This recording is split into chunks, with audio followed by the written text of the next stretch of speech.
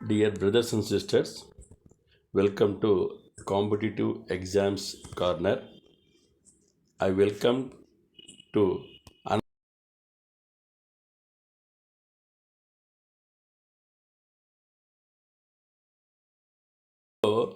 ఈ సెట్లో మొదటిది సవరించిన అంచనా అంటే రివైజ్డ్ ఎస్టిమేట్. మామూలుగా ఇంతకుముందు నేను కొన్ని పదాల్లో చెప్పినా నేను ప్రతిపాదించిన అంచనాలు ఉంటాయి, తర్వాత సవరించిన అంచనాలు ఉంటాయి అని. పార్లమెంట్లో ప్రతిపాదించిన అంచనాలు సమర్పించాల్సి వచ్చినప్పుడు వాటిని ఆమోదించక మునిపే సవరించిన అంశాలు సభకు సమర్పిస్తారనుకోండి. దాంట్లో ఇంతకుముందు ప్రతిపాదించిన అంశాల్లో ఏవైనా మార్పులు చేర్పులు చేసి మళ్ళా రివైజ్ చేసి మళ్ళా సవరించి మళ్ళా ప్రవేశపెడితే కనుక ఆ సవరించిన అంశాలేవో వాటితో ఉండే అంచనాలనే పార్లమెంటు దాన్ని యాక్సెప్ట్ చేస్తుంది. మొదటి అంచనాలు ఉపసంహరించడం జరుగుతుంది. అంటే సవరించిన అంశాలే ఫైనల్. ఏదైనా మార్పులు చేర్పులు ఉంటే కనుక ఇంక అదే ఫైనల్గా తీసుకొని అదే లోక్సభ ఆమోదిస్తుంది. ఆ సవరణ చేసిన ప్రతిపాదించిన అంశాలనే లోక్సభ ఫైనల్గా దాన్ని ఆమోదం తెలుపుతుంది. ఈ మొదటి అంచనాలు ఉపసంహరించడం జరుగుతుంది. నెక్స్ట్, సభా హక్కుల ఉల్లంఘన, breach of privileges, PRIVILEGES, breach of privileges అంటే ఉల్లంఘన. ఎప్పుడు ఉల్లంఘిస్తారు? ఏదైనా పొరపాటు చేస్తే, ఏదైనా తప్పు చేస్తే ఉల్లంఘిస్తారు. అది మీ అంచనా కరెక్టే. ఒక వ్యక్తి కానీ వ్యవస్థ కానీ సభ్యుల వ్యక్తిగత సామూహిక హక్కులకు, విశేష హక్కులకు భంగం కలిగించే విధంగా వ్యవహరించినట్లయితే ఆ నేరాన్ని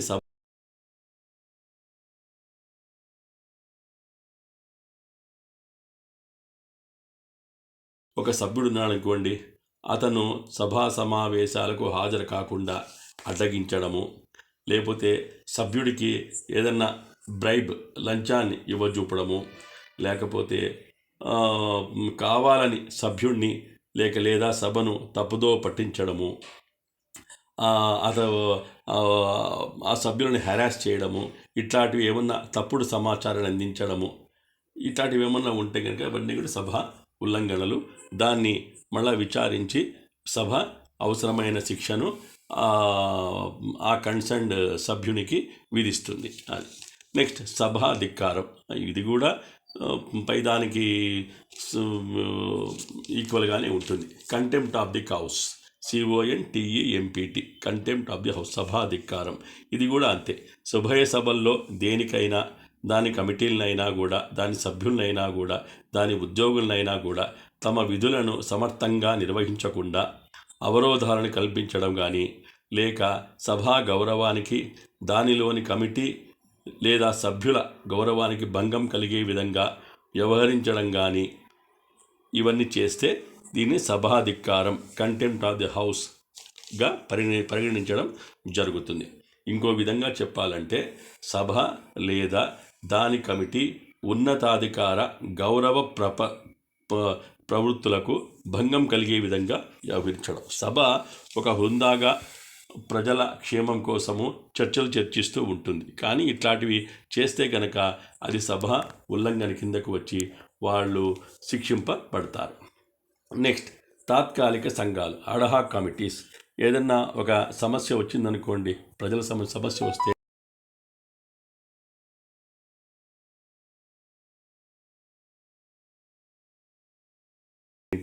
దేని మీద కమిటీసు నియమిస్తారు.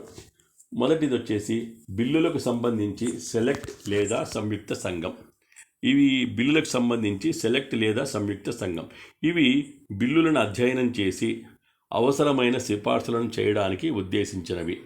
వీటికి మిగిలిన సంఘాలకు ఉన్న తేడా ఏమిటంటే ఇవి కేవలం బిల్లులకు సంబంధించిన విషయాలకు మాత్రమే పరిమితము. ఈ సంఘాలు పాటించాల్సిన నిబంధనలు, విధానాన్ని స్పీకరు లేదా అధ్యక్షుడు రూపొందిస్తారు. అంటే బిల్లుల్లో ఏవైనా అవకతవకలు ఉంటే వాటిని సరిచేస్తుంది ఈ కమిటీ. నెక్స్ట్, ఇంకో కమిటీ వచ్చేసి అవసరాన్ని బట్టి ఆయా సమయాల్లో ఏర్పాటయ్యే సంఘాలు. ఇవేమంటే లాభదాయక పదవులకు సంబంధించిన సంయుక్త సంఘము, ఇవన్నీ కూడా దీని కిందికి వస్తాయి. వీటిని ఉభయ సభల తీర్మానం మేరకు కానీ, స్పీకరు లేదా అధ్యక్షుడి నిర్ణయం మేరకు కానీ ఆయా ప్రత్యేక విషయాలను పరిశీలించి నివేదిక సమర్పించడానికి రూపొందిస్తారు. ఏదన్నా ప్రత్యేక స్పెషల్ అఫేర్స్ ఏమన్నా ఉంటే దాని మీద చర్చించడానికి ఈ సంఘాలను నియమిస్తారు. నెక్స్ట్, ప్రభుత్వ ఖాతాల సంఘం, పబ్లిక్ అకౌంట్స్ కమిటీ. ఇది పార్లమెంటు సంఘాలన్నిటిలోకి చాలా పురాతనమైంది. ఇది ఎప్పుడు మొదలైందంటే 1919 చట్టం ప్రకారము 1921 సంవత్సరంలో ఏర్పాటై ఇప్పటికీ కొనసాగుతోంది. అంటే 1921లో ఇది ప్రారంభమైంది, ఇప్పటికి కూడా ఈ పబ్లిక్ అకౌంట్స్ కమిటీ కొనసాగుతోంది. ఇది సంయుక్త సంఘం. దీనిలో 22 మంది సభ్యులు ఉంటారు. 15 మంది లోక్సభ సభ్యులు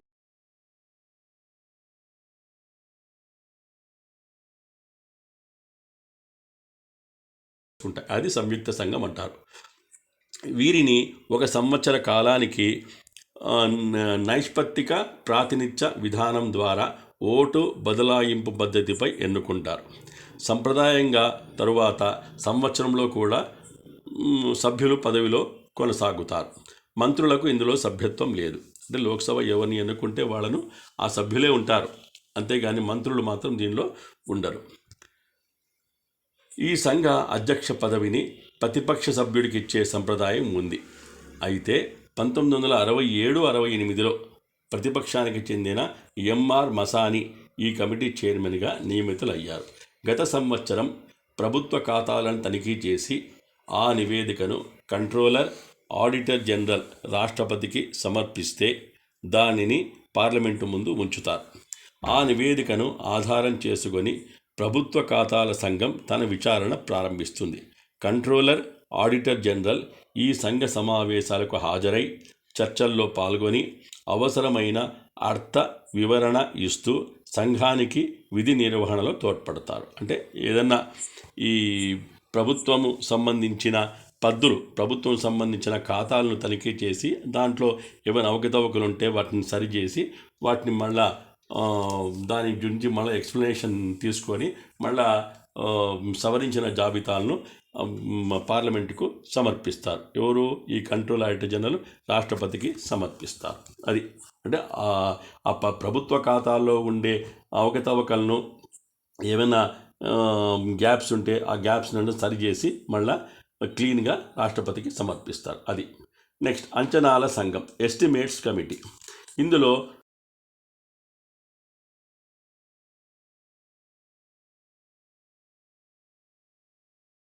మాత్రమే ఉంది. ఈ సంఘము ఈ అంచనాలను పరిశీలిస్తుంది. దీంతోపాటు ప్రభుత్వ ఖాతాల సంఘము, ప్రభుత్వ రంగ సంస్థల సంఘం కూడా పార్లమెంట్ తరపున ఆర్థిక లావాదేవీలను పరిశీలిస్తాయి. అంటే ప్రభుత్వం సంబంధించిన పార్లమెంటు తరపున ఉండే ఆర్థిక లావాదేవీలు అన్నిటినీ కూడా ఇది సూపర్వైజ్ చేస్తుంది. కానీ ఈ 2 సంఘాల సభ్యులను ఉభయ సభల నుంచి ఎన్నుకుంటారు. మొత్తం మీద ఈ సంఘాలన్నీ లోక్సభ స్పీకర్ మార్గదర్శకత్వంలో పనిచేస్తాయి. అంటే లోక్సభ స్పీకర్ అథారిటీ కిందనే పనిచేస్తాయి. ఈయన మార్గదర్శకాలు కానీ సభ్యులు కానీ వీటికి అన్న ఇన్స్ట్రక్షన్స్ అవన్నీ కూడా ఆయనే సూచనలు సలహాలు ఆయనే ఇస్తూ ఉంటాడు. నెక్స్ట్, అంచనాల సంఘము ఈ ఎస్టిమేట్స్ కమిటీ ఏం చేస్తుందంటే భారత రాజ్యాంగం అమల్లోకి వచ్చిన తర్వాత ఏర్పాటైంది. అంటే భారత రాజ్యాంగము మనకి ఏర్పాటైన తర్వాత అప్పటి నుంచి ఈ అంచనాల సంఘం ఎస్టిమేట్స్ కమిటీ అనేది మనకు ఏర్పాటైంది.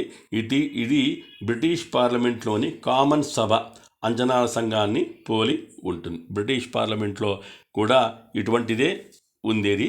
దాని ప్రకారమే దీన్ని తీసుకోవడం జరిగింది. దీని ముఖ్య ఆశయము కార్యనిర్వాహక వర్గం మీద లోక్సభకు ఆర్థిక నియంత్రణ విషయంలో మరింత పట్టును ఇవ్వడమే దీని ముఖ్య ఉద్దేశం. అంటే లోక్సభలో ఈ మంత్రివర్గం ఉంటుంది కదా, ఈ క్యాబినెట్ ఉంటుంది. ఈ క్యాబినెట్ మీద లోక్సభకు ఆర్థిక నియంత్రణ, అంటే వాళ్ళు ఎట్టుబడితే ఎట్లా పడితే అట్లా ఖర్చు చేయకుండా వాళ్ళ ఖర్చు మీద నియంత్రణ విషయంలో ఇవి దానిని చూసుకుంటున్నది. దీనిలో 30 మంది సభ్యులు ఉంటారు.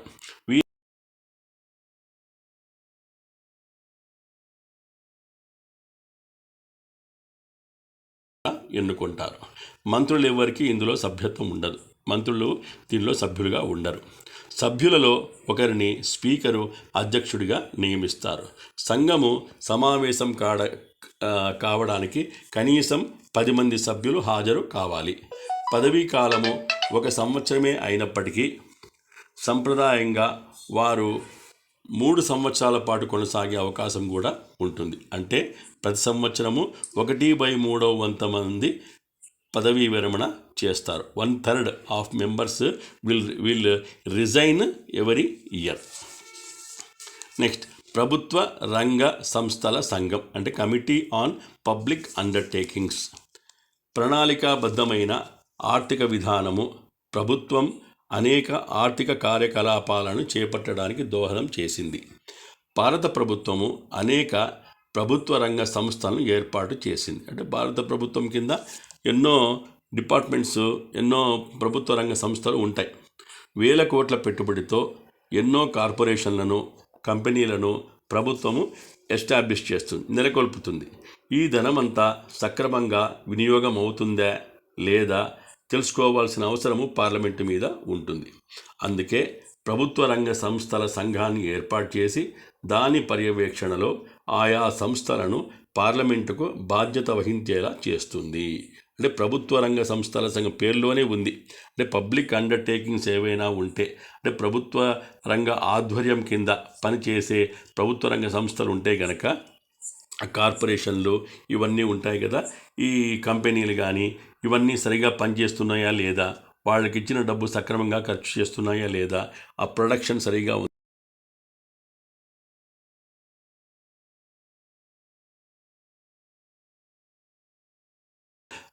దాని సక్రమంగా పనితీరు ఎలా ఉంది, సభ్యుల పనితీరు ఎట్లా ఉంది, ఇవన్నీ కూడా వాళ్ళు పరిశీలిస్తారు. పరిశీలించి వాళ్ళు అప్పుడప్పుడు ఈ పార్లమెంటుకు బాధ్యత వహించేలా చూస్తారు. మీరు తప్పకుండా పార్లమెంటుకు నివేదిక సమర్పించాల్సి వస్తుంది. మీ వర్కింగ్ పర్ఫార్మెన్స్ను ఏ విధంగా చేస్తున్నారనే అనే నివేదికను మీరు పార్లమెంటుకు సమర్పించాల్సి వస్తుంది అని వారు ఆ సంస్థల యొక్క అధికారులు కానీ వాళ్ళంతా పార్లమెంటుకు బాధ్యత వహించేలా చూస్తుంది ఈ సంఘం. తర్వాత కృష్ణమీనన్ సంఘము సూచన మేరకు 1964వ సంవత్సరంలో ప్రభుత్వ రంగ సంస్థల సంఘాన్ని ఏర్పాటు చేసినారు. ఎవరు? కృష్ణమీనన్ అనే ఆయన అధ్యక్షతన ఒక సంఘము ఏర్పడింది. అది 1964వ సంవత్సరంలో ఈ కమిటీ ఆన్ పబ్లిక్ అండర్టేకింగ్స్ సంఘాన్ని ఏర్పాటు చేసినారు ఆయన. దీనిలో 15 మంది లోక్సభ సభ్యులు, 7 రాజ్యసభ సభ్యులతో కూడిన సంయుక్త సంఘం. అంటే 2 సభలు కలిసి ఈ సంఘాన్ని ఏర్పాటు చేసుకుంటాయి. అంటే లోక్సభ సభ్యులు ఉంటారు, రాజ్యసభ సభ్యులు కూడా ఉంటారు. సభ్యులను 1 సంవత్సర పదవీ కాలానికి నైష్పత్తిక ప్రాతినిధ్య విధానం ద్వారా ఓటు బదలాయింపు పద్ధతిలో ఎన్నుకుంటారు. కానీ సంప్రదాయంగా వీరు 5 సంవత్సరాల పాటు పదవిలో కొనసాగుతారు. కానీ అయితే 1/5 వంతు మంది ప్రతి సంవత్సరం పదవీ విరమణ చేస్తారు. అంటే 1/5 of total members will resign every year from this committee. Department స్థాయి సంఘాలు, కార్యనిర్వాహక వర్గం అంటే ఎగ్జిక్యూటివ్ అంటారు. దీనిపై పార్లమెంటుకు గట్టి పట్టు కంట్రోల్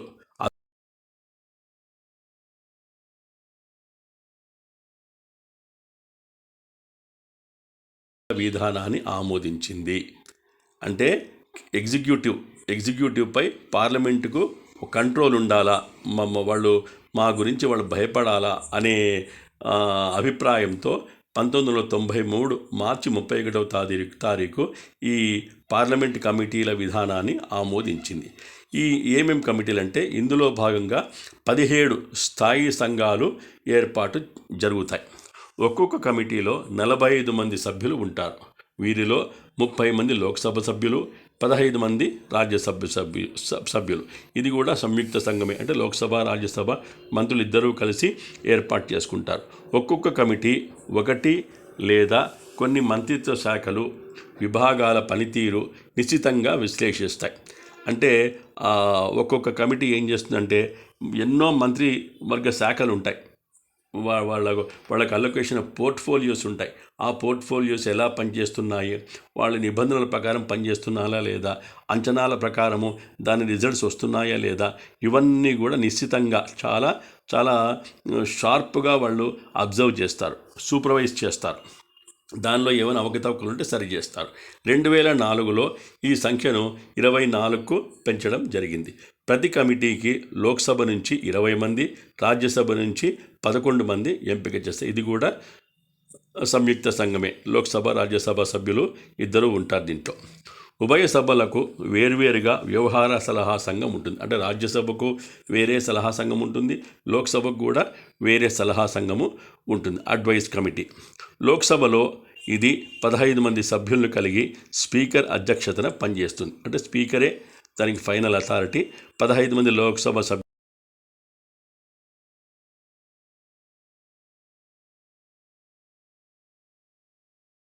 రాజ్యసభలో అయితే చైర్మన్ వచ్చేసి ఫైనల్ అథారిటీ. ఆయన ఆధ్వర్యంలోనే ఇది పనిచేస్తుంది. 11 మంది రాజ్యసభకు సంబంధించిన సభ్యులు దీనిలో ఉంటారు. ఈ సంఘంలో సభ్యులను స్పీకరు, అంటే లోక్సభలో అయితే స్పీకరు, రాజ్యసభలో అయితే చైర్మన్ వాళ్ళు నియమిస్తారు. అంటే వాళ్ళను అపాయింట్ చేస్తారు ఆ సభ్యులనే. సంఘ పునర్వ్యవస్థీకరణ జరిగే వరకు వీరు సభ్యులు కొనసాగుతారు. అంటే మళ్ళా కొత్త రివైజ్డ్ కమిటీ ఎన్నుకునేంత వరకు ఆ పాత సభ్యులే కొనసాగుతారు. అది ఎన్నాళ్ళన్నా కానీ వాళ్ళే కంటిన్యూ అవుతారు. మళ్ళా దీంట్లో ఏమంటే శాసన సంబంధమైన మరియు ఇతర కార్యకలాపాలకు ఎంతెంత కాలాన్ని వినియోగించాలో నిర్ణయించడమే ఈ సంఘము ముఖ్య విధి. రాజ్యసభ వ్యవహారాల సలహా సంఘం ప్రైవేట్ సభ్యుల బిల్లులకు, తీర్మానాలకు కేటాయించాల్సిన సమయం కూడా నిర్ణయిస్తుంది. స్పీకరు, చైర్మను అప్పగించిన ఇతర విధులను కూడా ఈ సంఘాలు నిర్వహిస్తాయి. అంటే ఎంతకాలాన్ని ఏ డిపార్ట్మెంటుకు ఎంతకాలం కేటాయించాలి, వాళ్ళ ఇన్స్పెక్షన్ కావచ్చు, వాళ్ళ సభ్యుల పనితీరు కావచ్చు, తర్వాత ఆ రంగం పనితీరు కావచ్చు, వాళ్ళ పర్ఫార్మెన్స్, ఇవన్నీ కూడా చాలా నిశ్చితంగా పరిశీలిస్తాయి. అంతేకాకుండా అంటే ఆ స్పీకర్ కానీ లోక్సభలో అయితే స్పీకర్, రాజ్యసభలో అయితే చైర్మన్, వాళ్ళు చెప్తే దాన్ని వాళ్ళు తూచా తప్పకుండా నిర్వహిస్తారు. ఈ సంఘాలు నిర్వహిస్తాయి.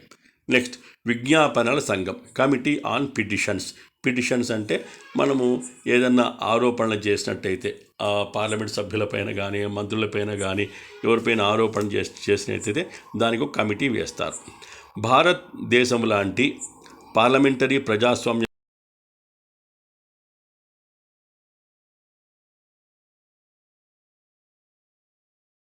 ఉపశమనాన్ని పొందాలనే కోరుకునే హక్కు ఉంది. ఎందుకంటే ప్రజల ద్వారా, ప్రజల కొరకు, ప్రజల చేత ఎన్నుకున్న ప్రభుత్వం అనేది ప్రజాస్వామ్యం.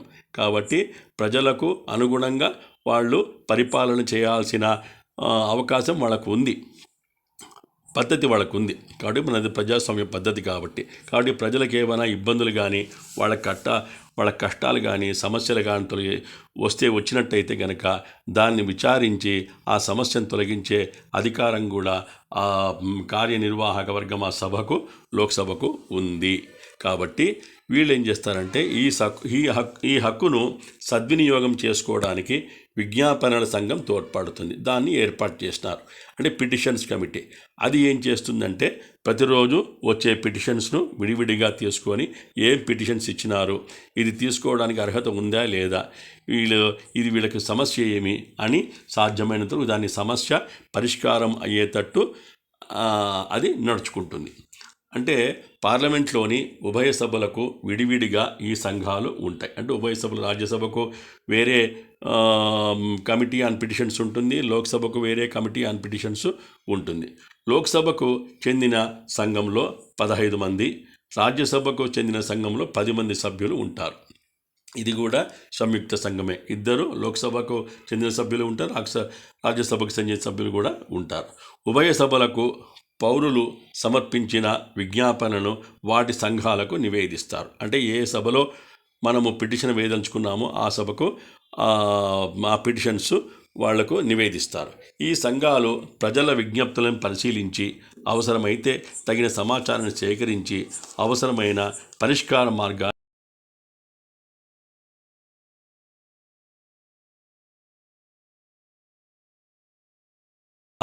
ఆ సమస్య ఏ మంత్రికి సంబంధించింది అని ఫస్ట్ స్టడీ చేస్తారు. స్టడీ చేసిన తర్వాత ఆ కన్సర్న్డ్ మంత్రిని వాళ్ళు అప్రోచ్ అయ్యి ఇగో ప్రజలకు మీ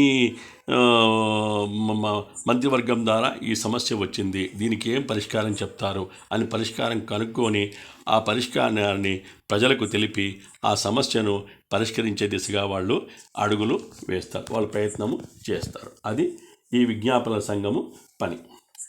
నెక్స్ట్ సభా హక్కుల సంఘం, కమిటీ ఆన్ ప్రివిలేజెస్. ఇది ఏంటంటే పార్లమెంట్లోని ఉభయ సభల సభ్యులు ఉమ్మడిగా లేకపోతే వ్యక్తిగతంగా కొన్ని ప్రత్యేక సదుపాయాలను హక్కులను అనుభవిస్తారు. అంతే కదా, పార్లమెంట్లో సభ్యులు వాళ్ళకు చాలా వరకు ఎమాల్యుమెంట్స్ చాలా ఉంటాయి. ఫ్రీ హౌస్ అంట, ఫ్రీ ఫర్నిచర్ అంట, ఫ్రీ వెహికల్ అంట, ఫ్రీ సర్వీస్ మ్యాను, ఇవాళంతా చాలా వాళ్ళకు ప్రివిలేజెస్ ఉంటాయి. అంటే వాళ్ళు పొందే ప్రయోజనాలు చాలా ఉంటాయి. అవి లేకపోతే సభ్యులు తమ విధులను సమర్థంగా నిర్వహించలేరు. అంతే కదా, వాళ్ళకు ఎమాల్యుమెంట్స్ కానీ సరిగా బెనిఫిట్స్ కానీ వాళ్ళకి కావాల్సిన ప్రివిలేజెస్ ఇవన్నీ సరిగా లేకపోతే కనుక they cannot survive, they cannot do at their best. అంటే వాళ్ళు సమర్థంగా నిర్వహించలేరు. అప్పుడు సభ్యులు ఎవరైనా సభా హక్కులను ఉల్లంఘిస్తే సాధారణంగా ఆ సమస్యను ఈ సంఘానికి నివేదిస్తారు, ఈ సభా హక్కుల సంఘానికి నివేదిస్తారు. అంటే సభా హక్కులకు ఏదైనా భంగం కలిగించినట్టయితే, అగౌరవపరిచినట్టయితే, అగౌరవంగా ఆయన సభ్యుడు ప్రవర్తించినట్లయితే ఈ సభా హక్కుల సంఘానికి కన్సర్న్డ్ విమర్శ ఏది ఉందో దాన్ని నివేదిస్తారు. ఇది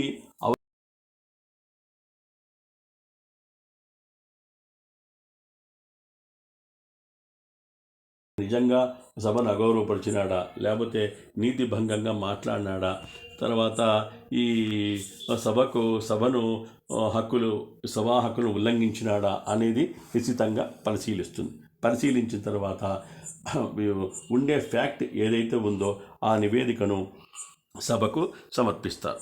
ప్రతి సంవత్సరము సభా హక్కుల సంఘాలు స్పీకరు, చైర్మన్ అధ్యక్షతన విడివిడిగా ఏర్పాటైంది. అంటే రాజ్యసభకు వేరే సంఘం ఉంటుంది, లోక్సభకు వేరే సంఘం సపరేట్గా అవి ఏర్పాటవుతాయి. లోక్సభకు చెందిన సంఘంలో 15 మంది, రాజ్యసభ చెందిన సంఘంలో 10 మంది సభ్యులు ఉంటారు. అంటే లోక్సభలో 15 మంది సభ్యులు ఉంటారు, రాజ్యసభలో 10 మంది సభ్యులు ఉంటారు. ఈ సంఘాలు న్యాయ సంబంధమైన విధులను నిర్వహిస్తూ విస్తృత అధికారాలు కలిగి ఉన్నాయి. న్యాయ సంబంధమైన అధికారాలు కూడా, అంటే న్యాయానికి సంబంధించిన వ్యవహారాలు కూడా ఇది చూసి ప్రజలకు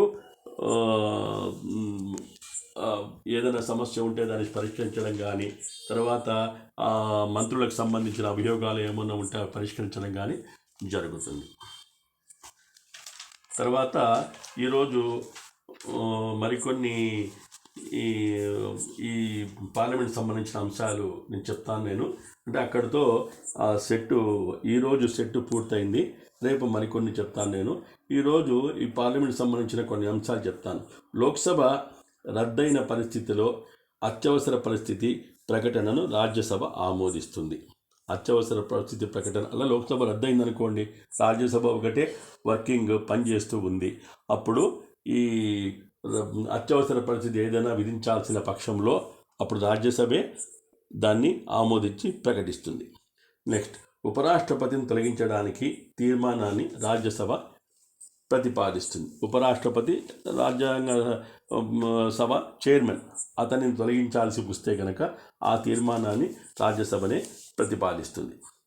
నెక్స్ట్, సభా నియమ నిబంధనలను ఉల్లంఘించి సభా మర్యాదలకు భంగం కలిగిస్తూ, సభ్యుల మర్యాదలకు భంగం కలిగిస్తూ ఏ సభ్యుడైనా సభలో మాట్లాడినప్పుడు ఆ సభ్యుడి వ్యాఖ్యలను రికార్డుల నుండి తొలగించడాన్ని ఎక్స్ ఫంక్షన్ అని పేర్కొంటారు. ఒకవేళ ఎందుకంటే మంత్రులు ఉంటారు, మనం చూస్తూనే ఉంటాం. ఎందుకంటే మనకు లైవ్ టెలికాస్ట్ ఉంటుంది. శాసనసభ కార్యకలాపాలు, పార్లమెంట్ కార్యకలాపాలు కానీ మనకు లైవ్ టెలికాస్ట్ ఉంటుంది. కొంతమంది ఉన్నట్టుండి నోరు జారుతారు, ఏదైనా అనకూడని మాట అంటూ ఉంటారు అని మళ్ళా అతను క్షమాపణ చెప్పడము, లేకపోతే ఏదన్నా అతన్ని కలుసుకొని ఏదైనా వాళ్ళిద్దరూ రాజీకి చేస్తే కనుక ఆ అన్న మాటలు ఈ రికార్డు నుంచి తొలగిస్తారు. ఆ రికార్డ్ అవుతూ ఉంటుంది. ఆ రికార్డు నుంచి వాళ్ళు అన్న మాటలు కానీ ప్రవర్తన కానీ తొలగించేస్తారు. దీనిని ఎక్స్ ఫంక్షన్ అని కూడా అంటారు, అది గుర్తుపెట్టుకోండి. Next, naming the member. ఇది ఏమంటే సభా మర్యాదను ఉల్లంఘించి సభా నియమ నిబంధనలకు విరుద్ధంగా వ్యవహరించే సభ్యుడి పేరును సభలో ప్రకటించడాన్ని నేమింగ్ ది మెంబర్ అని అంటారు. ఇంతకుముందు చెప్పిన సభా ధిక్కారం కానీ సభా ఉల్లంఘన కానీ ఏ సభ్యుడైనా కూడా చేసినట్టయితే ఆ పేరును ఎవరైతే ఆ కన్సర్న్డ్ మెంబర్ ఎవరైతే ఉంటారో ఆ మెంబర్ పేరును ప్రకటిస్తారు. ఓహో, ఈ సభ్యుడు ఇట్లా ఈ విధంగా ఉల్లంఘించినాడు, ఈ విధంగా సభాధిక్కారం చేసినాడు, సభా గౌరవానికి భంగం కలిగించినాడు, హక్కులకు భంగం కలిగించినాడు అని ఆ పేరుని చెప్తారు. ఆ పేరుని చెప్పడాన్ని నేమింగ్ ద మెంబర్ అని కూడా అంటారు. ఈ రోజుకు ఇవి అన్నీ మీకు అర్థమయ్యే ఉన్నాయని అనుకుంటాను నేను. ఓకే, గుడ్ బై, జై హింద్.